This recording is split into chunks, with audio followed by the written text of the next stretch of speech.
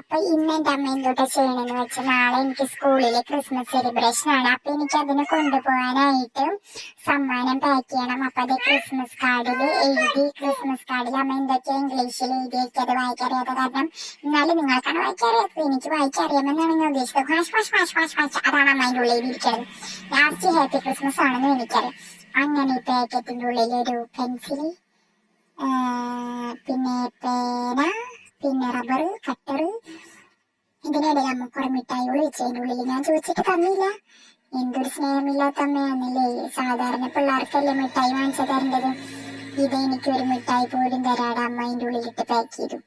ഞാൻ എടുക്കാതിരിക്കാൻ വേണ്ടിയിട്ടാന്ന് തോന്നുന്നു അമ്മ സെല്ലോ ടാപ്പൊക്കെ വെച്ച് നല്ല സുരക്ഷിതമായിട്ട് ഫുൾ ഒട്ടിക്കുന്നുണ്ടായിരുന്നു. പക്ഷേ ഈ സാധനം അത് ഒട്ടിപ്പോയിട്ട് അമ്മയ്ക്ക് പണി കിട്ടി. ഇതിൻ്റെ ഉള്ളിൽ നിന്ന് പിന്നെ ഈ സാധനം പറിച്ചെടുക്കാൻ അത്ര വലിയ എളുപ്പമൊന്നുമില്ല. ഭയങ്കര കണ്ണിന് കാഴ്ച വേണം.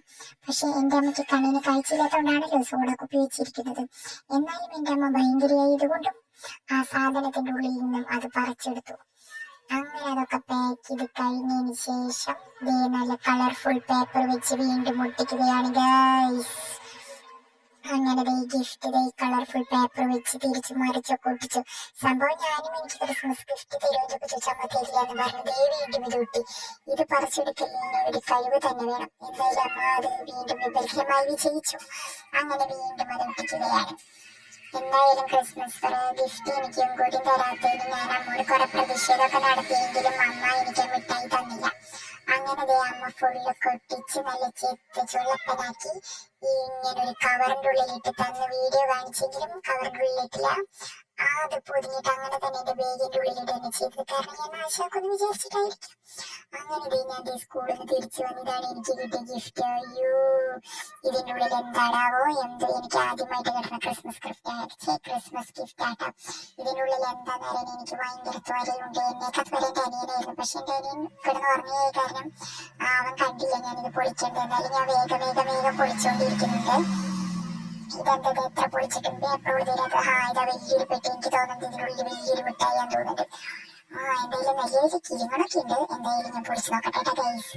അങ്ങനെ തന്നെ പിച്ചി മാന്തി പനിക്ക് പോയത് എന്റെ ആഘാതം കൊണ്ടാണ് എനിക്ക് പൊളിക്കാൻ കിട്ടുന്നില്ല. ലാസ്റ്റ് അമ്മ പൊളിച്ചതെന്ന് പറഞ്ഞിട്ട് പകുതി ഭാഗം അമ്മയായിട്ട് എനിക്ക് പൊളിച്ചു തന്നത്. ആദ്യം അമ്മ പൊളിച്ചതെന്ന് പറഞ്ഞ് സമ്മതിച്ചില്ലെങ്കിലും പിന്നെ എനിക്ക് കിട്ടണ്ടായപ്പോ ഞാൻ നമ്മുടെ കയ്യിൽ തന്നെ തിരിച്ചു കൊണ്ട് കൊടുത്തു.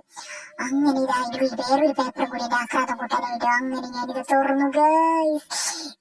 തണ്ണിമത്തന്റെ ഫാൻ. ഇതെനിക്ക് അമ്മ 5-6 വട്ടം വാങ്ങിച്ചു തന്നിട്ട് ഞാൻ തല്ലി പൊട്ടിച്ചതാണെങ്കിലും പിന്നെ വാങ്ങിച്ച് തരാൻ ചോദിച്ചപ്പോ അമ്മയ്ക്ക് തന്നില്ല. അതുകൊണ്ട് ഗൈസ് എനിക്കിത് സമ്മാനമായിട്ട് മികച്ച സന്തോഷം. അപ്പൊ നിങ്ങളുടെ ക്രിസ്മസ് ഗിഫ്റ്റ് ഒക്കെ